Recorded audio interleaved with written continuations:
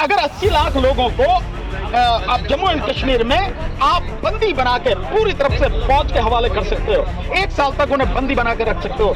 मणिपुर में तो 35 लाख लोग ही हैं, केवल इतनी सी आबादी जरासत है, तो ही तो वहां से MP आते हैं, 60 MLA, छोटा सा स्टेट है, क्यों नहीं कंट्रोल कर सकते? मन की बात करने के लिए अगर प्रधानमंत्री के पास समय है तो और जो जरूरी काम है, मन की बात से ज्यादा जरूरी काम है ना, मणिपुर की हिंसा रोकना, वहां पर खून खराबा रोकना, लोगों में विश्वास जगाना, शांति व्यवस्था बहाल करना, प्रशासन को बहाल करना, किसकी जिम्मेदारी? पूरे देश में जन आंदोलन खड़ा करना पड़ेगा, जब ये मोदी नाम की गंदगी और भाजपा और RSS नाम की गंदगी जो कोड़ है देश के लिए, अभी खत्म होगा, अन्यथा नहीं होगा। इस देश के 115 से 120 करोड़ लोग मोदी और बीजेपी और RSS के निशाने पर हैं कि इनको सारे अधिकारों से वंचित कर दें, नागरिक अधिकारों से वंचित कर दें, 2 तीसरे दर्जे का नागरिक इनको बना दें। सरकार के पास सब कुछ है, पैरामिलिट्री फोर्सेज है, 65,000 फोर्सेज वहां पे पड़ी भी हैं। क्या कर रही है 65,000 फोर्सेज? मात्र आबादी 35 लाख आबादी है मणिपुर की, उस सब के बावजूद भी सरकार कुछ कंट्रोल नहीं कर पा रही। कोई इस बात का यकीन करेगा कि इस तरफ सरकार का हाथ नहीं है? मैं बिल्कुल स्पष्ट रूप से कहूंगा कि सरकार का, और सरकार को यह सलाह दूंगा और चेतावनी भी दूंगा कि समय रहते न केवल मणिपुर को बचाओ, इस देश को भी बचाओ। ये देश तुम्हारी करतूतों से बहुत बुरी स्थिति में पहुंच गया।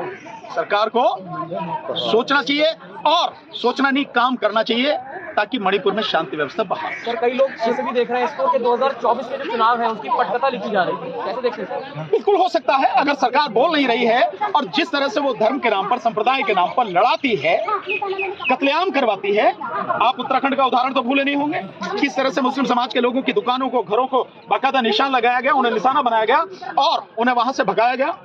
किसकी सरकार है उत्तराखंड में? बीजेपी की सरकार। मणिपुर में किसकी सरकार है? बीजेपी की सरकार। ये प्रधानमंत्री नरेंद्र मोदी के बनाए हुए लोग हैं जो वहां पे उत्तराखंड में, जो मुख्यमंत्री कौन, हारने के बावजूद भी अगर उसको बनाया है तो किसने बनाया? मोदी ने बनाया। मोदी जी तो अपने लोगों को नहीं बचा पा रहे, उनके मंत्री और जो तमाम लोग हैं वो हाथ खड़े कर चुके। देखिए, मोदी की तरफ से चाहे कोई कितना ही भी सगा उसका हो, उससे मोदी के मतलब उसके मरने पे मोदी को कोई फर्क नहीं पड़ता। मोदी की सत्ता और भविष्य में जो 2024 का चुनाव है उसमें वापस वो सत्ता में आ जाए, ये सब कुछ बरकरार रहना चाहिए। मोदी का केवल इतना ही मकसद है, इसके अलावा कुछ नहीं है। पूरा देश तबाह हो जाए उससे कोई फर्क नहीं पड़ता, और देश तबाह हो रहा है, लगातार हो रहा है, लगातार हिंसा हो रही है, लगातार लोग मारे जा रहे हैं। सरकार क्यों नहीं बोल रही? अगर 80 लाख लोगों को आप जम्मू एंड कश्मीर में आप बंदी बना के पूरी तरफ से फौज के हवाले कर सकते हो, 1 साल तक उन्हें बंदी बना के रख सकते हो। मणिपुर में तो 35 लाख लोग ही हैं, केवल इतनी सी आबादी जरासत है, 2 ही तो वहां से MP आते हैं, 60 MLA, छोटा सा स्टेट है, क्यों नहीं कंट्रोल कर सकते? आप अगर कंट्रोल करना चाहें तो, सरकार कंट्रोल करना चाहे तो, लेकिन जब राम माधव जैसे जो RSS से निकल के बीजेपी में आया और गृह मंत्री, प्रधानमंत्री और मुख्यमंत्री, 2 स्टेट के मुख्यमंत्री जब इसमें इन्वॉल्व हैं हिंसा कराने में, तो हिंसा रुकेगी कैसे? कम्युनिटीज है वो नहीं समझ रही है। सर, क्या कहना चाहेंगे उन कम्युनिटीज को? कौन समझाने वाला है? कोई समझा रहा है क्या? समझाने के लिए कोई प्रयास किया गया? कोई शांति समिति बनाई गई क्या? भाई दोनों तरफ के, ऐसा नहीं है, दोनों तरफ के लोग ठीक है, आज आमने सामने घृणा नजर आ रही है, लेकिन इन्हीं सब में दोनों तरफ से आप देखेंगे तो ऐसे लोग हैं जो किसी कीमत पर हिंसा नहीं चाहते। मैं कई लोगों से भी मिला हूं, वहां से भी कई लोगों का डेलीगेशन आया, वो भी प्रधानमंत्री से मिलना चाहते थे। 60-70 महिलाएं आई, स्पेशल महिलाएं, वो मिलना चाहती थी, समय नहीं दिया प्रधानमंत्री मिलने। और आप देख रहे हैं कि जो 10 विपक्षी दल हैं वो भी मिलना चाह रहे हैं, प्रधानमंत्री से समय लेने का प्रयास कर रहे हैं। अभी तक प्रधानमंत्री समय नहीं दिया। क्यों नहीं समय दिया? क्या दिक्कत है प्रधानमंत्री को? ऐसा क्या काम करे प्रधानमंत्री? विदेश दौरे पे है प्रधानमंत्री। विदेश दौरे पे तो अब गए 21 तारीख से, 21 से 24, वो आज खत्म हो जाएगा, कल यहीं होंगे प्रधानमंत्री। इससे पहले क्या था?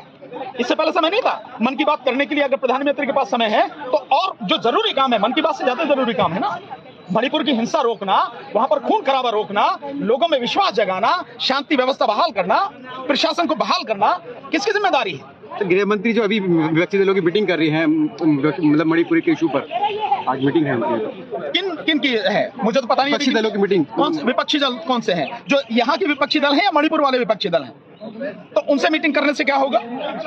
विपक्षी दल तो पहले से कह रहे हैं हिंसा तुम करा रहे हो, तो उनसे मीटिंग करने के बजाय सरकार को जो कदम उठाने चाहिए वो कदम उठाए सरकार, वो जरूरी है, और वो कदम सख्ती से। लेकिन जब सरकार ही हिंसा कराने पर तुली हो तो उसे रोकेगा।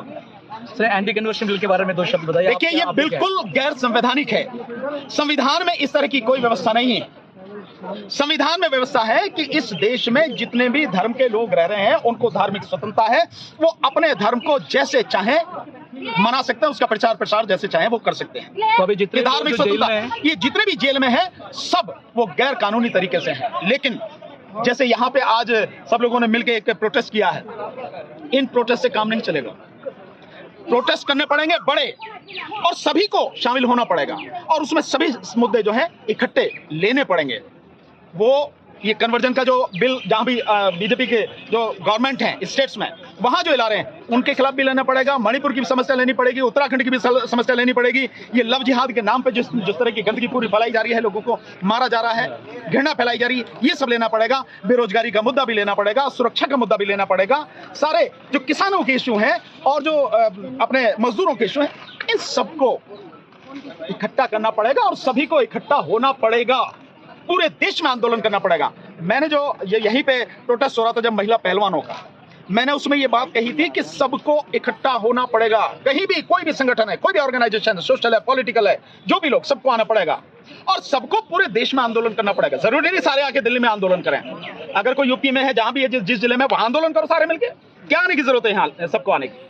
यह सब वहां से आ भी नहीं पाएंगे। तो जो यूपी में है वहां आंदोलन करे, जो मध्य प्रदेश में वहां करे, जो आपके जो वहां पे है मणिपुर में है वहां आंदोलन करे, जो असम में वहां आंदोलन करे, राजस्थान वाले वहां करें, उड़ीसा वाले वहां करें, केरल वाले वहां करें, कर्नाटक वाले वहां करें, अलग अलग स्टेट्स में, हिमाचल वाले वहां करें, पंजाब, हरियाणा, अलग अलग स्टेट में सभी को करना पड़ेगा। पूरे देश में जन आंदोलन खड़ा करना पड़ेगा। जब भी ये मोदी नाम की गंदगी और भाजपा और आरएसएस नाम की गंदगी जो कोड़ है देश के लिए, तभी खत्म होगा, अन्यथा नहीं होगा। सराइंदी कन्वर्शन बिल के द्वारा सबसे ज्यादा सदाब जो मसीह लोगों को होता है, तो आप उस विषय में क्या कहना? बहुत सिंपल सा है, केवल मसीह नहीं, मुस्लिम को भी टारगेट किया जा रहा है, और मुसलमान और ईसाई दोनों फ्रंट पे उनके टारगेट पे है। आप देखेंगे कि जो वो अपना वो कॉन्स्टिट्यूशन का वो बनाया उन्होंने, जो 12 अगस्त 2022 में उसका वो छपा है इलाहाबाद वाले उसमें दैनिक भास्कर में, उन्होंने बहुत सिंपल कहा है कि ईसाइयों को और मुसलमानों को, इनको वोटिंग राइट नहीं देंगे उनके अपने संविधान में जब हिंदू राष्ट्र होगा। रही दलित बिल्कुल जैसे मुस्लिम हैं, जैसे ईसाई हैं, इनके साथ साथ ये तो कहने के लिए हैं, लेकिन असली निशाना अगर देखा जाए तो वो दलित ही, क्योंकि आज हर जगह दलित उनको मुंहतोड़ जवाब देने की स्थिति में। इसलिए दलित को भाई जो जिसकी परछाई तक से वो नफरत करते थे, आज वो कंधे से कंधा मिला के उनके सामने सीना तान के खड़ा है, हर स्तर पर उनको जवाब दे रहा है। चाहे एजुकेशन के क्षेत्र में हो, चाहे मेडिकल के क्षेत्र में हो, चाहे आपके जो पॉलिटिकल क्षेत्र में हो, सत्ता उसने हासिल कर ली, सत्ता करके दिखाई है, और किस तरह से सत्ता होती है ये भी करके दिखाई है। तो सब हैं, तो चाहे दलित हो, चाहे ईसाई हो, चाहे मुस्लिम हो, चाहे सिख हो, किसी को छोड़ने वाले नहीं है। सिखों का नंबर बाद में आएगा, ध्यान रखना बात, क्योंकि बहुत ज्यादा मार्शल कौम है, इसलिए उसको बाद में, बाकी फ्रंट पे मुस्लिम और ईसाई, देन उसके बाद में दलित, देन ओबीसी, और फिर बाकी सारे आए। सब उनके निशाने पे। आप सोचना नहीं, इस देश के 115 से 120 करोड़ लोग मोदी और बीजेपी और आरएसएस के निशाने पर हैं कि इनको सारे अधिकारों से वंचित कर दें, नागरिक अधिकारों से वंचित कर दें, 2 या 3 दर्जे का नागरिक इनको बना दें। सब है, आप किसी एक की बात नहीं।